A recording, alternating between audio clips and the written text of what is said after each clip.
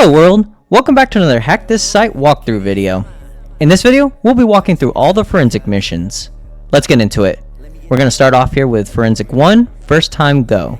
Recover the deleted password file. Let's go ahead and open that in a new tab. Thank you for agreeing to help me. We recently had a problem with a former employee, and though I cannot prove it, I believe he is the one that erased the files off my thumb drive. I did some research, and I made an image of the drive for you, but that is as far as I got. I can replace most of what was lost, but there is one file in particular that holds a very important account password. If you could recover that file, I would be extremely grateful. Also, this is my personal thumb drive. Keep that in mind, please. I'm not sure what you might recover, but I would rather it not get spread around. If you download the attachment, you're going to get an image tar.gz file. I already have it downloaded here. And if you extract that image tar.gz file, you're going to get this image dd file. And that's a raw image file that we can open up and analyze in Autopsy. You're going to notice this Forensic 1 folder right here, and that's just the Autopsy case that I already created. We're going to go ahead and open up Autopsy. I have the case already opened up in Autopsy here, as you can see. And we're going to expand our data sources. Then we're going to expand image dd1 host, and then image dd. Now, according to the challenge, we're looking for a removed password file of some sort. So bearing that in mind, we're going to be looking for some sort of deleted file, which would be a file with an X through it in Autopsy, or some sort of trash or recycle bin folder like you would see on a normal operating system. Right off the bat here, we can see a .trash folder, which means that's a hidden trash directory. And if we click on that, we're going to see info, files, and expunged. Expunged means deleted, so that's probably the directory we need to look at next. Then you're going to see a directory with a file name of a number, and you're going to see an X on that directory, which means this directory was deleted at some point. If we expand expunged here and we click that deleted directory, you're going to notice a bunch of deleted files and folders. Now there's going to be one file that sticks out to us immediately, and that's going to be this logins.txt file. If you click that, you're going to see somebody's email followed up by what looks to be a password. Now you may assume that this is the password for this challenge, but if you submit it,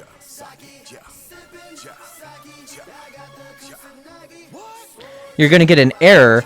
The term red herring comes to mind, which means that this was a fake password. That means the password we're looking for is somewhere else inside of the trash folder on the flash drive. So let's go back to Autopsy and see what we can find. You're going to notice this deleted private folder. Let's see what's inside of that. You're going to notice a RAR archive here that's titled Your New Password Is. Well, that's very interesting. Let's go ahead and try extracting that file out to our challenge directory. If we try to open this archive in 7-zip, you're going to notice that there's a Word document in here that's also the same name as our RAR file. Let's try opening that. There's a password we need in order to open this file. So this is probably what's going to contain the password that we need for this challenge. We just need to find the password for this RAR archive, which means that's probably, again, located somewhere in this trash directory full of deleted files. That being said, let's go back up to the main directory. And if you scroll down, you're going to notice a voicemail WAV file. Let's extract that out to our challenge directory and give it a listen.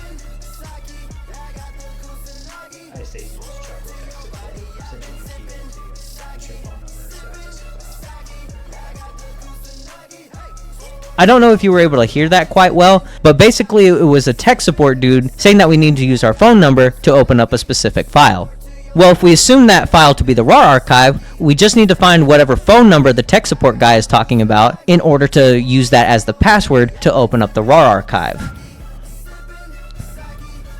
Going back to our Autopsy here, there's other files in here we can look at. And there's one file in particular that we should look at, which is this Termination Alan Smith document. We're going to go ahead and extract that out to our challenge directory. And we're going to go ahead and open it up in Word. And you're going to notice that there is a phone number up here for us to try. So let's go back to our 7-zip here, and let's try typing in that phone number as our password.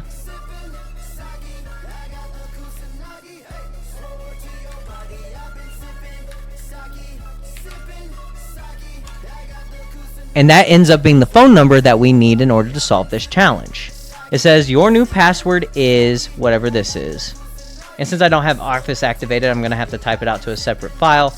But this is the password for this challenge. As you can see, I can't copy it. So I already have the password typed out here in this notepad document. We're going to copy that, paste it in, submit. And we completed Forensic 1. Let's move on to Forensic 2, Cheater. Detect evidence of image manipulation. Let's go ahead and open up Forensic 2 in a separate tab. My client is being accused of cheating on his wife. A photograph has been presented in court that shows him with another woman in their bedroom, in their home. The woman in question is a known friend to them both. My client has stated that he did take the photo. However, he claims it was a selfie and no other person was present in the home or in the picture. As the forensic specialist for our law firm, are you able to detect any digital manipulation within this image? If you download the image, you're going to get this selfie.jpg image. I'm going to go ahead and backtrack there because I already have it saved to our Forensic 2 directory here. Now the challenge is hinting at some sort of photo manipulation, right? Which is very common in JPEG images. But there's online tools we can use to actually detect whether these images have been manipulated in some way after they've already been taken. So if you type in photo forensics into Google search, you're going to see a couple links here that you can click on. Photo forensics and this 29a.ch link right here, both will work for our purposes. We're just going to click the first one and we're going to browse for our image. And then we're going to click Upload File. Now you might have noticed that there's some text showing whenever I hover over the image. And that's because this image has indeed been manipulated. As you can see, if we scroll down, we see the same image as if we were to hover over the image up here. In photo forensics, whenever certain parts of the image are highlighted as opposed to other parts of the image, that's how you know it's been manipulated. And the specific way we're able to see this is through ELA, which is error level analysis. If we look up what ELA is, or error level analysis, we can see that it is a digital forensics technique used to detect potential manipulations in JPEG images by identifying differences in compression levels.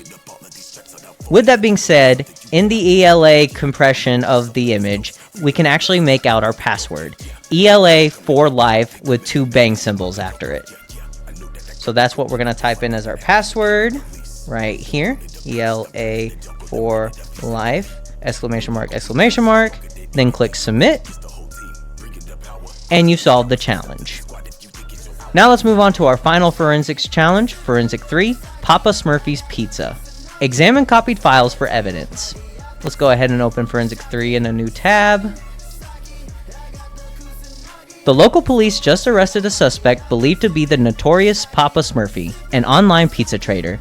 Any violation of the federal pizza law is a serious crime, and convicted offenders face severe statutory penalties. For example, a first-time offender convicted of producing pizza under 18 USJ 2251 faces fines and a statutory minimum of 15 years to 30 years maximum in prison. A flash drive was recovered from the scene and was copied, poorly. As best as you can, examine the contents for any incriminating evidence on the suspect.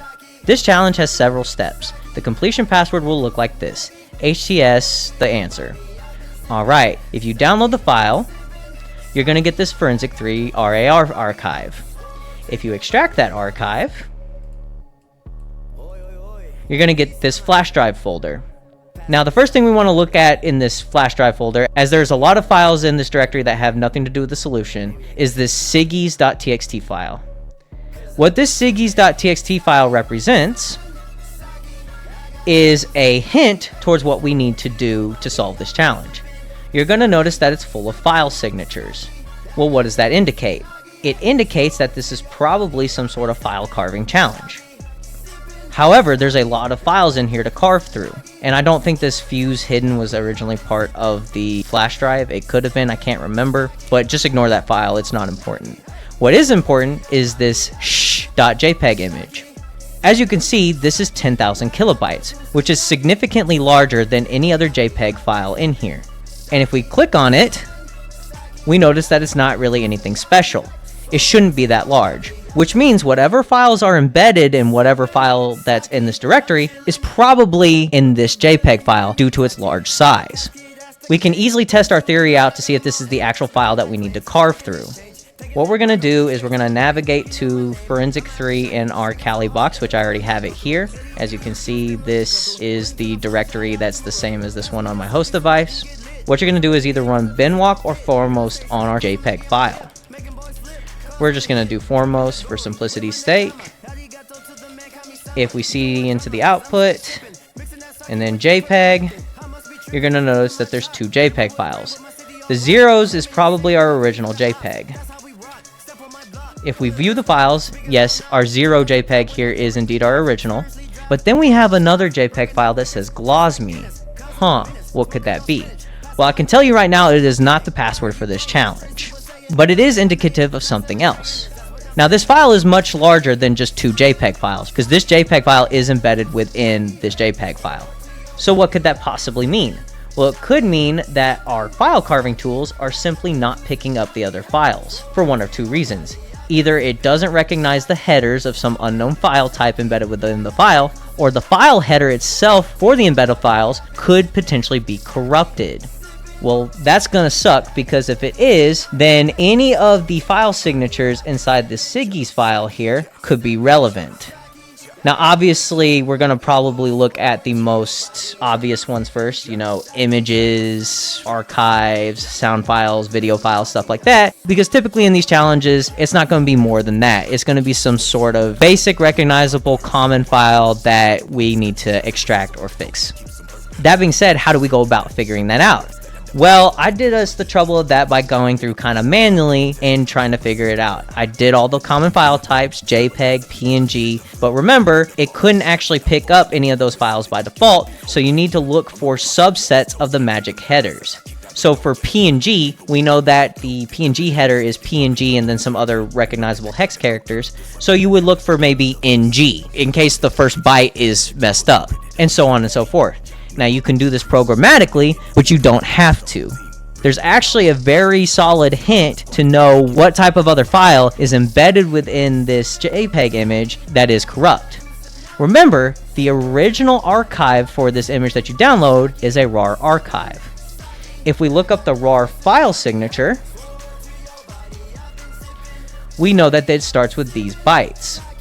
RAR exclamation mark are the recognizable bytes, followed up by some other unreadable bytes. Bearing that in mind, we're going to open our JPEG image in HXD, which is our hex editor.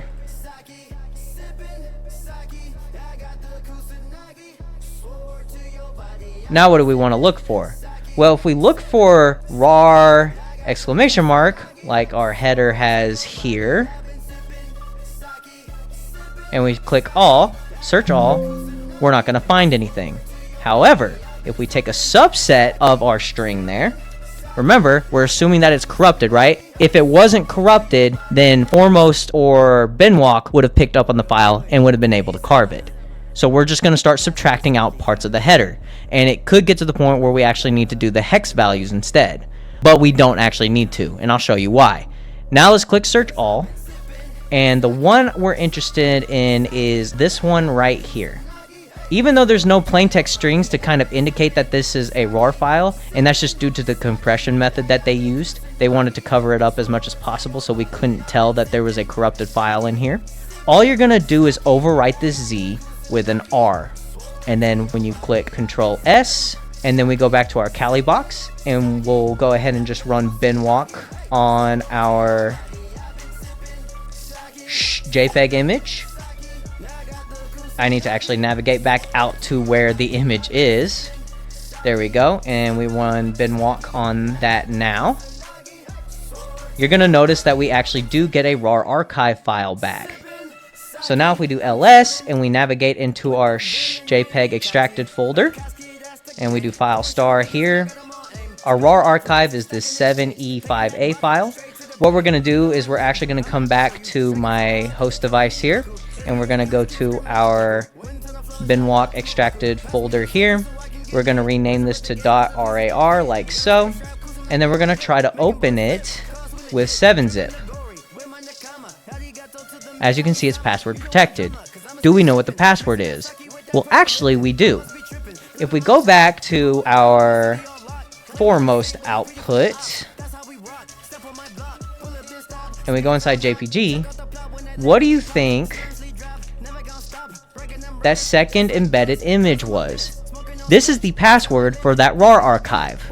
Now, I can't actually remember if that's an O or a 0. I believe it's a 0, but we can try both just in case. So let's do 7-zip open archive, and it's GL0ZME, like so.